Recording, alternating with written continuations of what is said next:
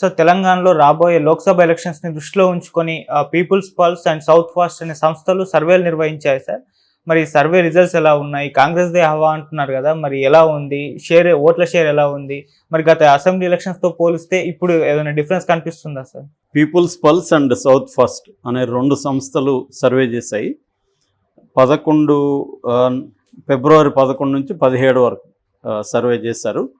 So వీళ్ళు ఏం చేశారంటే ప్రతి పార్లమెంట్ సెగ్మెంట్లో కూడా 3 సెగ్మెంట్లను తీసుకున్నారు శాంపుల్గా. ప్రతి సెగ్మెంట్లో 4600 ఓట్లను పీపుల్ని కలిశారు. వీళ్ళు ఓటర్లను కలిసి అభిప్రాయ సేకరణ చేశారు. సో దీన్ని ఈరోజు వాళ్ళు మార్నింగ్ ప్రకటించారు. సో వాళ్ళు చెప్తున్న దాని ప్రకారం డిసెంబర్లో జరిగిన అసెంబ్లీ ఎన్నికలతో పోలిస్తే ఈసారి కాంగ్రెస్ పెర్ఫార్మెన్స్ ఇంకా బెటర్గా ఉంది. అట్లాగే బీఆర్ఎస్ పెర్ఫార్మెన్స్ ఇంకా ఘోరంగా ఉంది.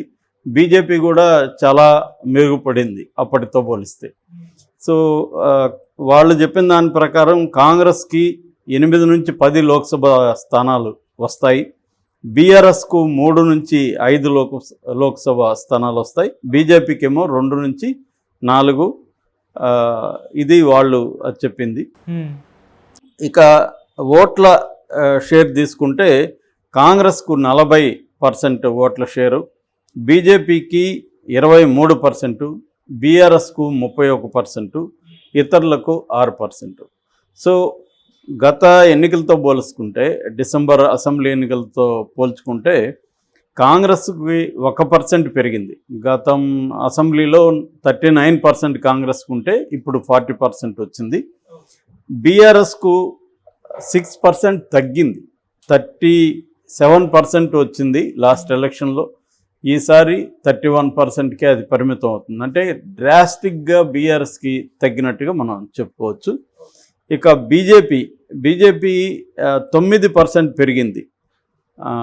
సో ఇది కూడా డ్రాస్టిక్ చేంజ్గా మనం చెప్పుకోవచ్చు. 14% అసెంబ్లీలో ఉండింది వాళ్ళకి, ఇప్పుడు ఏకంగా 9%. అంటే కాంగ్రెస్ కంటే కూడా బీఆర్ఎస్కి ఓట్ల షేరు చాలా బాగా పెరిగింది. కాంగ్రెస్కి 1% పెరిగితే బీజేపీకి 9% పెరిగింది. ఇతరులకు 6% ఉంది. ఇక నేషనల్ వైడ్ పిఎం క్యాండిడేట్ ఎవరుంటే బాగుంటుందని కూడా తెలంగాణలో వాళ్ళు సర్వే చేశారు. దాని ప్రకారం మోడీకి 34% సపోర్ట్ చేశారు. రాహుల్ గాంధీకి 23% చేశారు. ఇక ప్రియాంక గాంధీ 11% ప్రియాంక గాంధీ ప్రధానమంత్రి అయితే బాగున్నా అనుకున్నారు. మమతా బెనర్జీకి 10%, అరవింద్ కేజ్రీవాల్కి 7%. ఇది తెలంగాణలో ప్రజల అభిప్రాయం అన్నమాట. సో అయితే ఇప్పుడు ఇక్కడ 2 విషయాలు ప్రధానంగా కనిపిస్తున్నాయి. ఒకటి, కాంగ్రెస్ బీజేపీ పుంజుకుంది, ముఖ్యంగా బీజేపీ బాగా పుంజుకుంది. రెండవది, బీఆర్ఎస్ బాగా డౌన్ అయింది. దీనికి కారణాలు ఏమో ఉండొచ్చు అనుకున్నప్పుడు అసెంబ్లీ ఎన్నికలు వేరు, లోక్సభ ఎన్నికలు వేరు.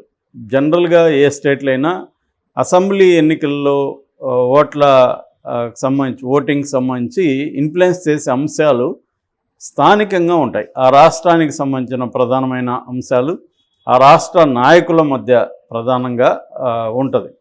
కానీ లోక్సభకు వచ్చేసరికి ప్రధానమంత్రి క్యాండిడేటు ఎవరు, అట్లాగే జాతీయ పార్టీ ఏది, దీని మీద ఎక్కువగా ఉంటుంది. 2 సైమల్టేనియస్గా జరిగేటప్పుడేమో ఒక్కొక్కసారి పెద్ద తేడా కనబడదు, కానీ విడిగా జరిగేటప్పుడు మాత్రం క్లియర్గా బాగా తేడా కనిపిస్తుంది.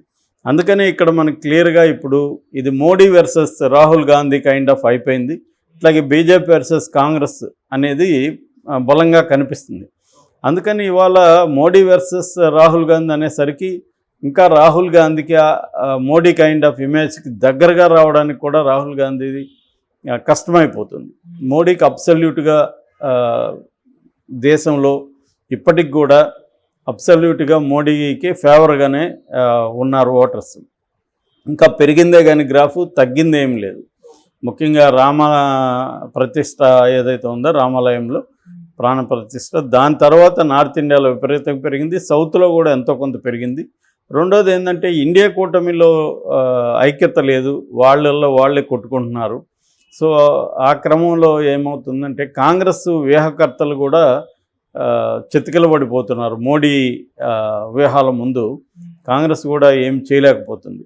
అందుకని ఉన్న స్టేట్స్ కూడా కాంగ్రెస్ వదులుకోవాల్సి వస్తుంది. కొత్తగా వాళ్ళకు ఒక తెలంగాణ ఒకటి వస్తే అక్కడ 2 పోయినాయి, అవును. మధ్యప్రదేశ్, ఛత్తీస్గఢ్. సో ఈ క్రమంలో చూసుకున్నప్పుడు వాళ్ళకి ఇంకా 2 స్టేట్లో ఉన్నాయి మొత్తం.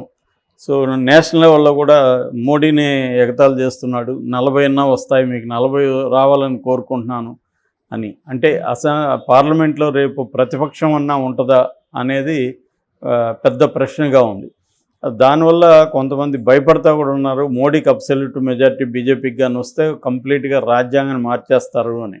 ఎందుకంటే వాజ్పేయి పీరియడ్లోనే రాజ్యాంగాన్ని మార్చాలని కమిషన్ కూడా వేశారు వాళ్ళు. సో ఇప్పుడు మోడీ వచ్చినాక కంప్లీట్గా రాజ్యాంగాన్ని తమకు అనుకూలంగా మార్చేస్తారు, దీన్ని ప్రెసిడెన్షియల్ కంట్రీగా మార్చేస్తాడు అనే ఒక భయం ఉంది. అంటే రాష్ట్రాలకు అధికారం ఉండకుండా ఫెడరల్ సిస్టమ్ ఉంది మనకి ఇవాళ, దాన్ని మార్చేస్తాడు కంప్లీట్గా. సెంటర్కి మొత్తం పవర్ ఉండేట్టుగా, ప్రెసిడెంట్కి మొత్తం పవర్ ఉండేట్టుగా, పార్లమెంట్కి కూడా పెద్ద పవర్ లేకుండా చేయడం అనేది చేయబోతున్నారు అన్న ఒక భయాందోళనలు అయితే ఉన్నాయి. సో ఈ కాంటెక్స్లో మళ్ళీ మనం తెలంగాణకు వస్తే కాంగ్రెస్ పెర్ఫార్మెన్సు ఈ 2 నెలల ప్లస్ రోజుల్లో పెద్దగా పెరిగినట్టు కనబడదు. 1% మాత్రమే పెరిగింది. మరి బీఆర్ఎస్కి ఎందుకు ఇక్కడ ఎంత పెరిగింది, బీజేపీకి ఎందుకు పెరిగింది? బీజేపీ ఇక్కడ ఏం చేయలేదు నిజానికి. బీజేపీ 2 నెలల్లో ఎలక్షన్ల తర్వాత బీజేపీ చేసింది ఏం లేదు ఇక్కడ. కానీ నేను ఇందాక చెప్పినట్టు ఇది నేషనల్ ఇష్యూస్ ప్రధానంగా ఇన్ఫ్లుయెన్స్ చేస్తాయి కాబట్టి మనకి ఆ రకంగా ఇన్ఫ్లుయెన్స్ చేయనివి ఒక ఆంధ్రప్రదేశ్ కనబడుతుంది మన సౌత్ ఇండియాలో. అక్కడ లోకల్ అయినా నేషనల్ అయినా బీజేపీకి పెద్ద తేడా ఏమీ లేదు అక్కడ. కానీ తెలంగాణలో గతంలో కూడా అదే జరిగింది. గతంలో కూడా వాళ్ళకి పార్లమెంట్ 4 సీట్లు వచ్చాయి, ఇక్కడ వాళ్ళు కూడా ఊహించలేదు. సో ఆ రకంగా తీసుకున్నప్పుడు తెలంగాణలో బీజేపీ బలంగా పెరుగుతుంది. నిజానికి బీజేపీ కానీ బీఆర్ఎస్తో కుమ్మక్కయింది అన్న ఇది కానీ లేకపోయింటే, రెండవది జనసేనతో పొత్తు కానీ లేకపోయింటే ఇంకా సీట్లు ఇక్కడ కూడా పెరిగేదని వాళ్ళు వాళ్ళ సమీక్షలో ఒక అభిప్రాయానికి వచ్చారని చెబుతున్నారు. సో ఆ రకంగా తీసుకున్నప్పుడు కాంగ్రెస్ కూడా తగినంత పుంజుకున్నట్టు కనబడలేదు. బీఆర్ఎస్కి ఏదైతే 6% తగ్గిందో దాన్ని బీజేపీని తీసుకున్నట్టుగా మనకు కనబడుతుంది. ఇక బీఆర్ఎస్ ఎందుకు తగ్గింది, ఇంత ఘోరంగా ఎందుకు పడిపోయింది అనుకున్నప్పుడు ఆ పార్టీలో కేసీఆర్ స్తబ్దుగా ఉండిపోయాడు. 2 నెలల పాటు ఆయన ఏం మాట్లాడలేదు. కనీసం ఆయన ఓటమిని అంగీకరించి ప్రజలకు వినమ్రంగా థ్యాంక్స్ చెప్పి 10 ఏళ్ళు పరిపాలన అందించడానికి మాకు అవకాశం కల్పించారు. సో ఇప్పుడు మేము మా తప్పుల నుంచి నేర్చుకొని మళ్ళీ మేము బెటర్గా మారుతాము, ఇటువంటి ఇది ఆయన చేయలేదు. కనీసం గెలిచిన వాళ్ళకి ఒక అభినందన తెలియజేయడం కానీ ఇవేవి ఆయన చేయలేదు. అంటే బాగా హర్ట్ అయ్యాడు, ప్రజలు నన్ను ఇలా చేస్తారా అనేది వినిపిస్తుంది. నిజానికి ఏంటంటే ప్రతి ఒక్కరూ ఓడిపోయిన వాళ్ళు హర్ట్ అవుతారు, కానీ దాన్ని హుందాగా యాక్సెప్ట్ చేసి మనల్ని గెలిపించినప్పుడేమో ప్రజలు గొప్పోళ్ళు, మనల్ని ఓడిస్తే ప్రజలు ఘోరమైన వాళ్ళు అన్న దృక్పథం కరెక్ట్ కాదు రాజకీయాల్లో. ప్రజల్లో మన నెగిటివ్ ఆస్పెక్ట్స్ ఏమున్నాయి, ప్రజలు మనం ఎందుకు రిజెక్ట్ చేశారు, కాంగ్రెస్ని ఎందుకు ఎన్నుకున్నారు అనేది స్టడీ చేయాలి. దానికి సంబంధించి ఒక ఆత్మవిమర్శ అనేది ఉండాలి. అది కేసీఆర్లో కనబడలేదు. అసలు ఆయన మాట్లాడలేదు ఆ విషయం మీద. మొన్న కూడా ఆయన ఎటు మాట్లాడాడు, మంచి పాలిచ్చే గేదెను వదిలేసి దున్నపోతుని తెచ్చుకున్నారు అన్నాడు. అంటే ప్రజలు తప్పు చేశారని ఆయన మాట్లాడుతున్నాడు. ప్రజలు గుడ్డివాళ్ళు, ప్రజలు మూర్ఖులు అన్నట్టుగానే ఉంది అది ఆ ధోరణి. ఎందుకంటే వాళ్ళకి దున్నపోతుకి పాలిచ్చే గేదెకి తేడా తెలియదనే కదా ఏం చెప్తున్నాడు.